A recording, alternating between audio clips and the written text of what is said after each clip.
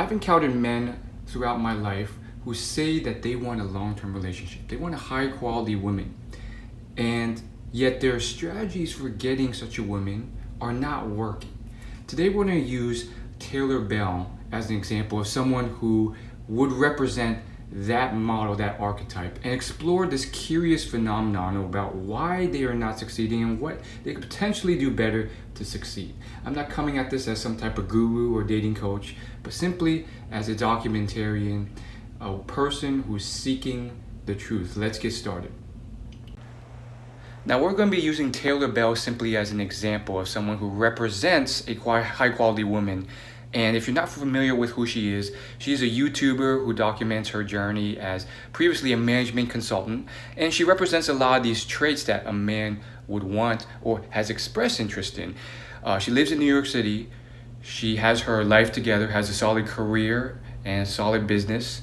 And she's pretty, she's smart, and socially intelligent. So we're not going to exactly pursue her. We are simply using her as an example to illustrate this point. Now, when you consider what a woman like Taylor would generally do on a day-to-day basis and her lifestyle in New York City, you can really start to see where men break down and make mistakes. So from some of these men I have in my mind, one of the first mistakes they make is the city they choose. Now, certain cities like Las Vegas, Miami are generally more known for short-term relationships because of their culture and also because of the way that they are simply designed. Now, of course, you can definitely still find long-term relationships here and people still do there, but it's generally harder to do because of the culture, the structure, and even arguably the temptation with a lot more high-value men flowing through, whether those people are millionaires or just have high-flying careers.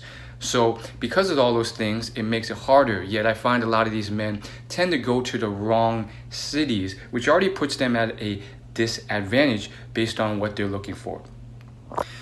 The second part of it is where they spend their time. Now, first off, Taylor is not in Las Vegas. She goes to New York City, as with many women who graduate from UPenn Business School, which is where she went. So it makes sense that a lot of these high-value women are going to these schools. But then think about her lifestyle and think about what type of activities you're going to.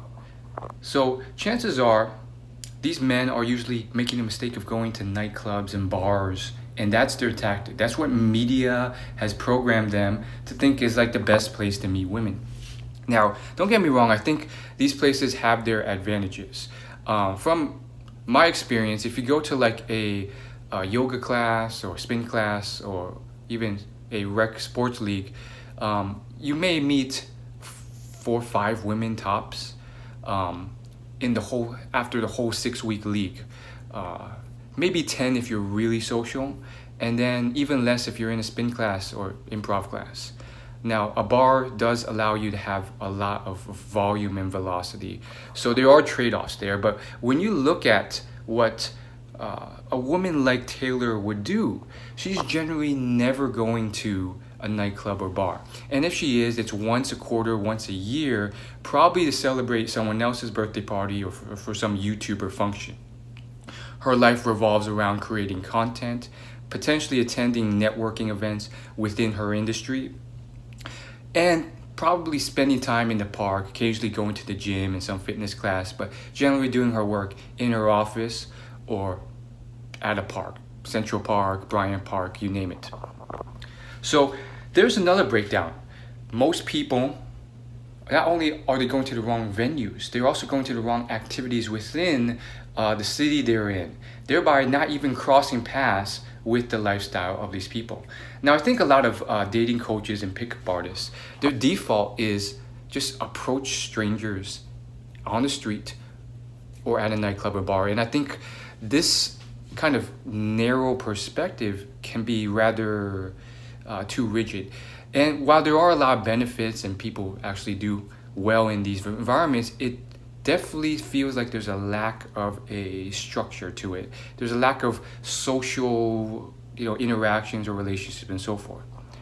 So what's your best bet here? Now, I don't have the perfect answer because, this is above my pay grade, but I think this puzzle has to be cracked with how you're actually socially engaging with a person and being thoughtful with the marketing strategy you're employing. You have to fish in the wells that people exist. If you're posting videos on Vidler or Vimeo when your audience is on YouTube, no matter how many times you post, chances are you're not going to succeed because you're not fishing in the lakes the fish you want to catch are. So be thoughtful, be inquisitive. I don't have a golden answer, but just based off what I've heard from talking to people like Taylor, they generally they work. They occasionally go out with their friends. They meet other people in business networking events. They're usually at the park. They may be at a spin class or fitness class every so often. And that's their general life velocity. And sure, maybe they're on the streets and occasionally at a bar. But those may be some starting places, and you may find something even better if you can really start to build your social circle, social life, and actually start to make friends.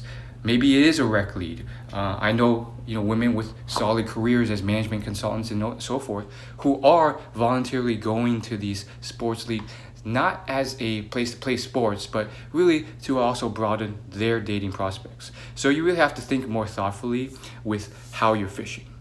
Now, what about once you actually meet this person? How do you actually attract them? Now, that is probably well beyond my pay grade and the purpose of this video. However, I will tip my hat to a book by Dr. David Buss called The Evolution of Desire. It is probably the most scientific book on dating because he studied tens of thousands of people across almost all the continents and like over 30 plus different cultures, from native local Indian tribes all the way to established civilizations in Denmark. So he has tens of thousands of research studies done of all these tens of thousands of people, and he found a lot of really interesting things about what attracts a woman to a man. And the one thing I want to pull out from the book, out of the many incredible, sometimes shocking discoveries, is that men and women will evaluate someone differently based on if they're seeking short or long-term relationships. So in terms of the how, you have to realize that some of the things that may have worked for a short-term relationship, like emphasizing your muscles, your athletic prowess, are probably not going to be as effective for a long-term mate. Traits that matter more start to shift towards if you're caring, honest, authentic, compassionate, loyal, good with children, and those types of qualities. Do you have your life together? Can you provide resources for her? So check out that book, and then a follow-up book is What Women Want by Dr. Geoffrey Miller and Tucker Max, which also goes in a lot more detail about the how. Now, I totally understand that not everyone can move and pick up to New York. It's an expensive city. I want you to understand the general thought process and philosophy and apply it to your own life, not necessarily taking it verbatim. So if you can't move to New York, for example, take that philosophy and at least see if you can move from your small town to an area where there's more career established women.